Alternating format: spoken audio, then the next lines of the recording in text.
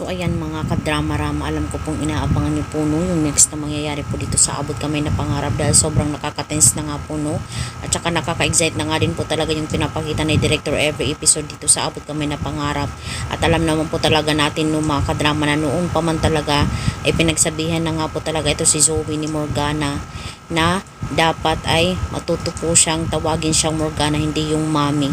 Dahil alam naman po talaga natin mga kadrama itong si Zoe talaga at saka si Justin lang talaga yung may alam sa identity ni Morgana na siya po talaga yung totoong Moira at saka itong si Doc Carlos din po talaga yun din talaga ang may alam about po talaga sa pagkatao ni Moira. So ito naman si Zoe dahil nga po sa nadulas nga po talaga siya sa kanyang sinabi na mommy ay talagang sobra talaga yung galit ni Giselle dito talaga kay Zoe. Sabi niya huling-huli ka na ngayon Zoe, nadulas ka na at sinabi mo na siya talaga ang mami mo, si Moira bilang Morgana.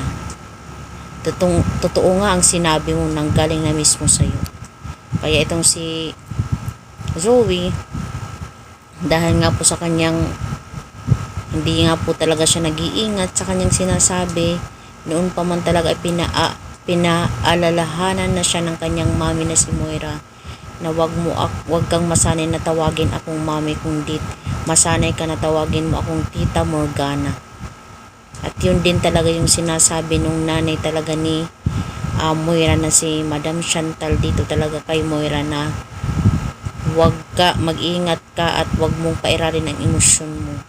Diba? Kasi gusto naman talaga nila na hindi talaga malaman ni Zoe na siya si Moira, pero wala po talagang nagawa sila dahil nga po ang talino nga po talaga ni Justin, dahil nga po ito kay Justin ay talagang napaamin nga po talaga nila na ito nga po ay si Moira, diba? So mga kadrama, alam ko na talagang na-excite ka din po talaga sa pagdating ng point na ito, yung scenario na ito no, dahil talagang wala nang hindi na makakawala itong si Zoe pagdating ng revelasyon diba? Dahil talagang lalabas ang lahat ng kanilang mga nagawa, ang lahat ng mga hindi masama nilang ginawa. Pagbabayaran po talaga nila yung lahat, kasi pag nalaman talaga nila na itong si Morgana ay si Moira ay siguradong diretso talaga yan sa kulungan, dahil nga po sa pinaghahanap nga po talaga yan ng batas, dahil nga po sa kanyang mga kasalanan. So mga kadrama, sana din po talaga itong si Carlos ay mag-stand din po talaga, magsabi din po talaga siya ng katotohanan na buhay pa talaga itong si Moira, diba? At least malinis naman lang yung pangalan niya. Pero alam naman po talaga natin itong si Carlos sobrang mahina po pagdating talaga kay Zoe, palaging pinagbibigyan.